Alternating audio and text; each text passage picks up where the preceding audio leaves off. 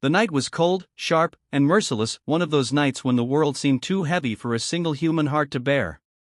Rain hammered against the broken windowpanes of a tiny apartment where a young single mother sat trembling, her hands wrapped around a half-empty bottle of formula that wouldn't last another hour. Her baby's weak cries pierced the silence again and again, like tiny desperate knocks against fate itself. She hadn't eaten all day. She hadn't slept in 2. And in her phone glowed the last conversation she never wanted to have, pleading her estranged sister for a few dollars, only to be met with silence. Tears blurred her vision as she typed a final message to what she thought was her cousin's number, begging for help to buy baby food. She hit send. She didn't know she had typed one digit wrong. She didn't know she had just texted a member of one of the toughest biker groups in the city. And she certainly didn't know that the message she sent in desperation would end up shaking the entire town in a way no one could have ever imagined. If you believe in kindness, hope, second chances, and the power of strangers helping strangers, please like, share, comment, and subscribe to channel name. Your support keeps stories like this alive. Inside a noisy biker garage on the outskirts of town, a man named Colt wiped grease off his tattooed arms, exhaustion dragging at his every step. He was known for his strength, feared for his silence, and respected for the loyalty he carried like armor.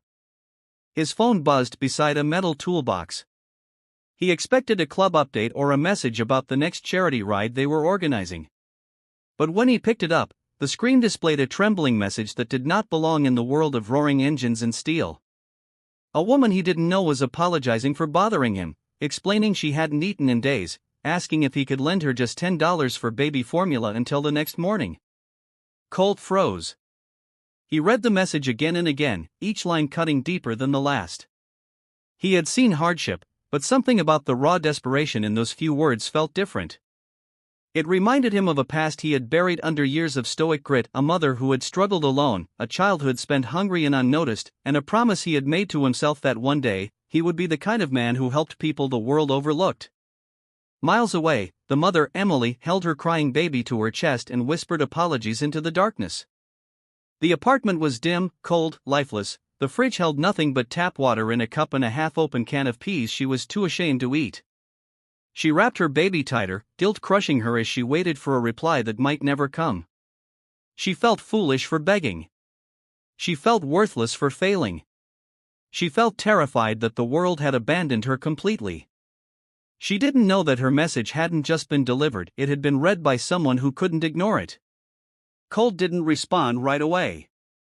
He needed to think. He wasn't the type to interfere recklessly. But he also wasn't the type to ignore a child going hungry. He stepped outside into the rain, letting the cold wash over him as he weighed his decision. The last time he had helped a stranger out of impulse, it had cost him a friend. But this wasn't about risking loyalty or crossing boundaries. This was about a baby with no food. A mother with no hope. A mistake that might have been fate in disguise. Without another second of hesitation, he grabbed his jacket, his helmet, and his bike keys. Emily nearly jumped when her phone buzzed. She opened it with shaking hands and felt her breath catch.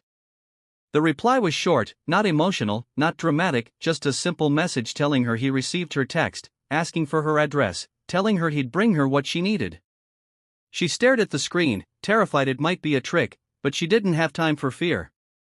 Her baby's cries grew weaker. Her heart raced with the kind of panic only a desperate mother understands. She sent the address.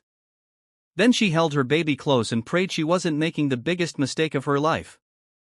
The thunderous sound of Colt's motorcycle echoed down the decayed street of her neighborhood a short while later, drawing curious eyes from cracked windows.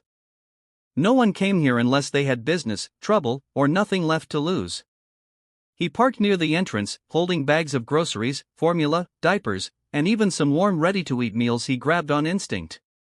When Emily opened the door, she looked like a shadow carved from exhaustion, pale, shaking, hollow-eyed, still trying to smile so he wouldn't see how broken she was.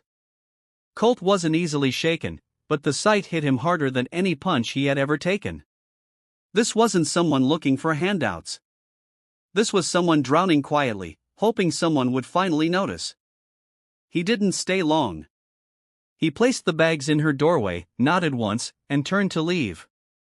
Emily tried to thank him, tried to hold back tears, tried to find words that didn't exist for the kind of relief flooding her soul. But when she said she would pay him back someday, something in Colt shifted. He shook his head, not out of pride but because he knew repayment wasn't what mattered. What mattered was that she and her baby would survive the night. The next morning, Colt couldn't shake the image of Emily's shaking hands in the dim apartment that felt like a prison of poverty. He arrived at the biker garage earlier than usual, his mind heavy. His brothers noticed immediately.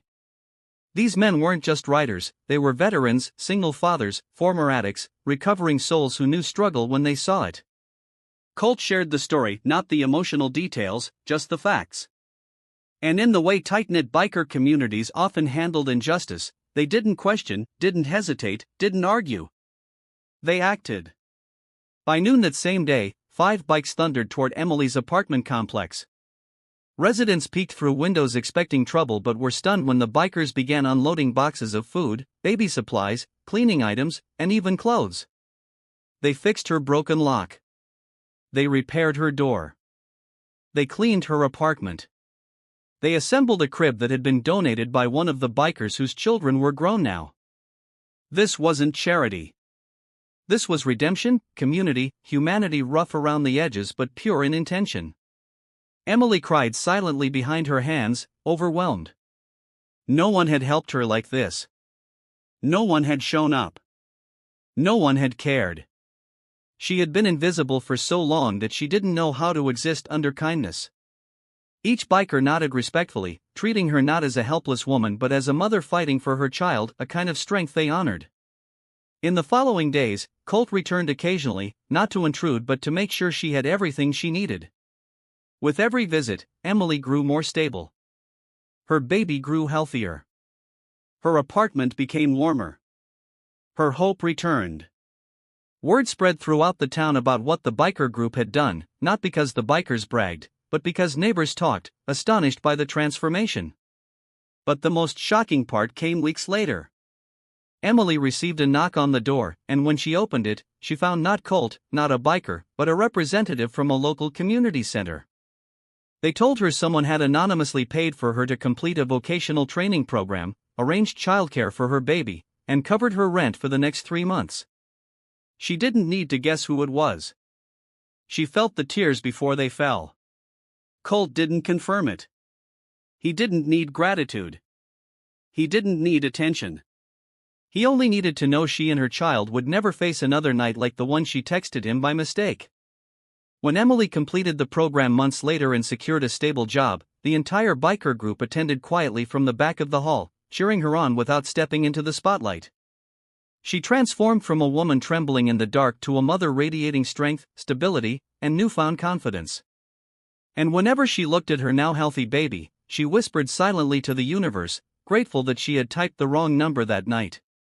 If this story moved you, inspired you, or reminded you that humanity still exists in unexpected places, please like, comment, share, and subscribe. Your support helps keep stories of hope alive. Before the story ends, write in the comments, kindness always finds a way. And with that, the journey of a desperate text, a mistaken number, and a biker with a buried heart of gold became a story that spread far beyond the town, a reminder that even the roughest hands can hold the softest compassion, and that sometimes, the people least expected to care become the heroes who change everything. Special request, before this video ends, comment below, kindness can save a life.